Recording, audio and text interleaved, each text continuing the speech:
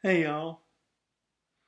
I had a professor friend of mine when I was at Johnson a couple years ago now. I This wasn't one of the first lessons he taught us, but it was for my money one of the most impactful, if not the most impactful.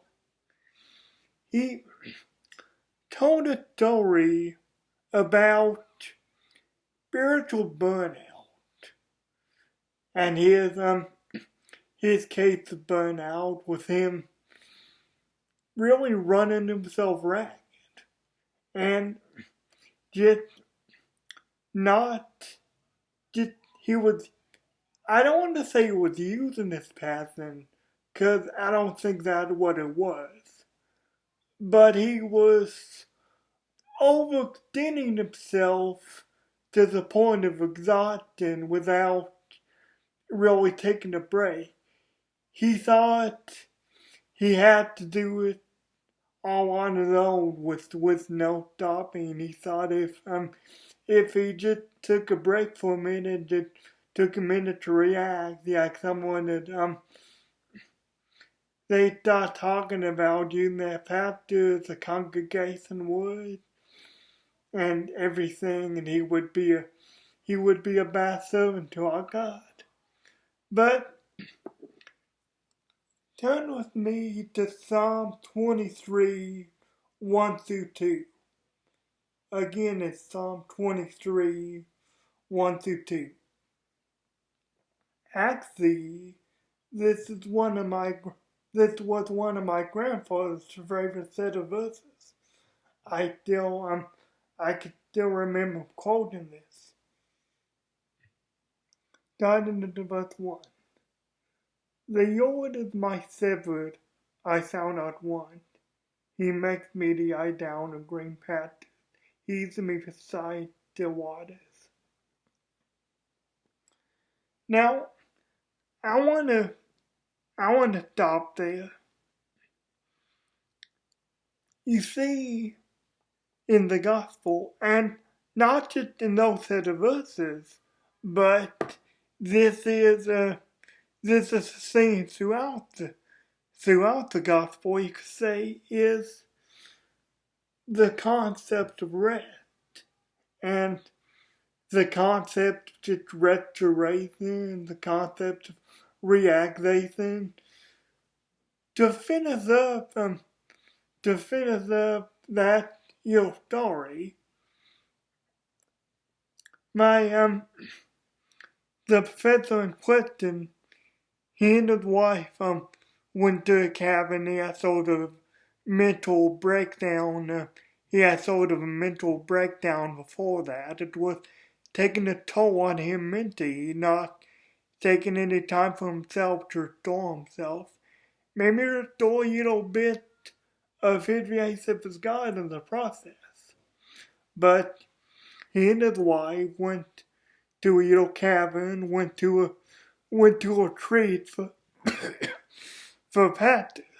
He he was a professor, but he was also a pastor before that, and he's still intern sometimes. But I think he's basically just a professor now.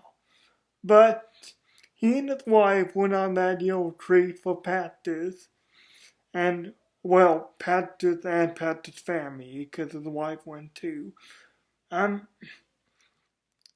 and I can't remember exactly what he said after that, but basically he just came back refreshed.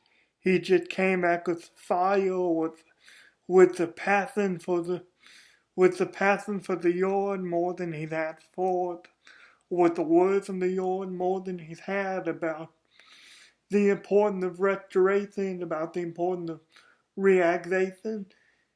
To give a more, I don't want to say pragmatic example, but to give maybe more personal example, in my own self, my pastors at my church, they take time off for restoration to restore themselves, to relax, and to maybe to rediscover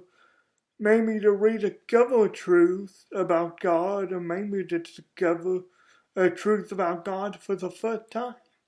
And my point is, there's nothing wrong with that.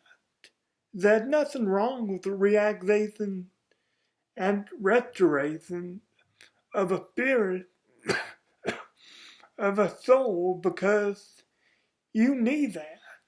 I mean, otherwise you'd run the risk of running yourself ragged, and you run the risk of spiritually and mentally destroying yourself, and maybe using yourself in the process to all the work of God that you do.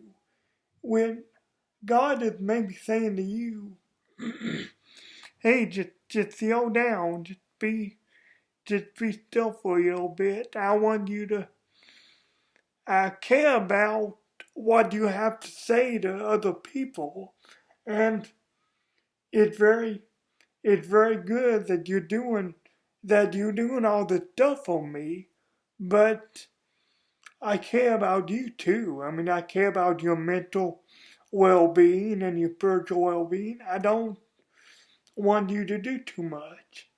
That's why these verses are here.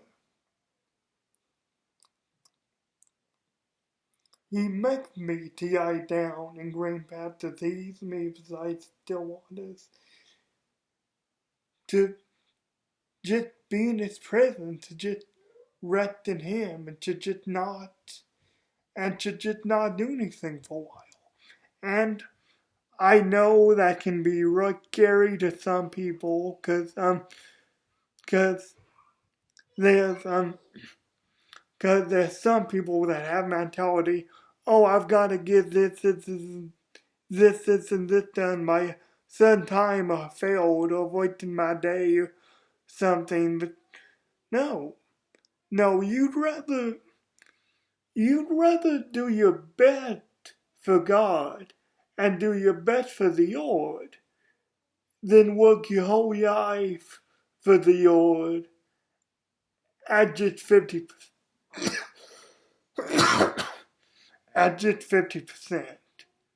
You'd rather be all that the Lord wants you to be.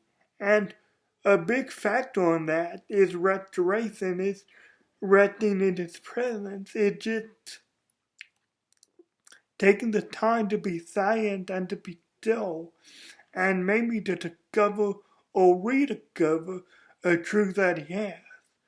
Because ultimately, the reason why you're doing what you're doing, or the reason the reason why you should you be doing what you're doing, is ultimately for the Lord, and ultimately for His sake.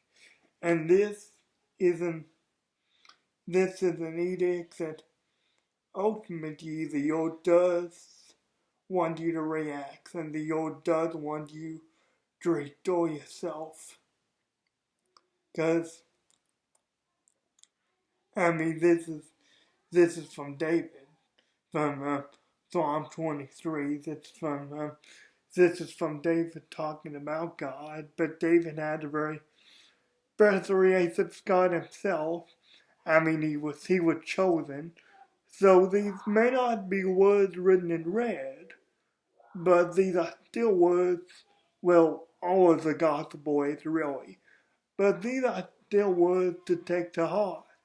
And these are still words that are very true about God, and are very true about spiritual burnout, and maybe a little bit of spiritual decay, because, like I say, you'd rather do your best for God, and the best for the Lord, and the best at what you're doing, than work your whole life at it at just 50%. Maybe passing, yes, maybe a little bitter towards God. That's why He gave David this revelation that He's in beside the waters, and He's in the quiet pasture, just to react and refocus and reframe the narrative on him. Because ultimately, he is what it's all about. Guys, I love you. God bless you. And I'll see you next week.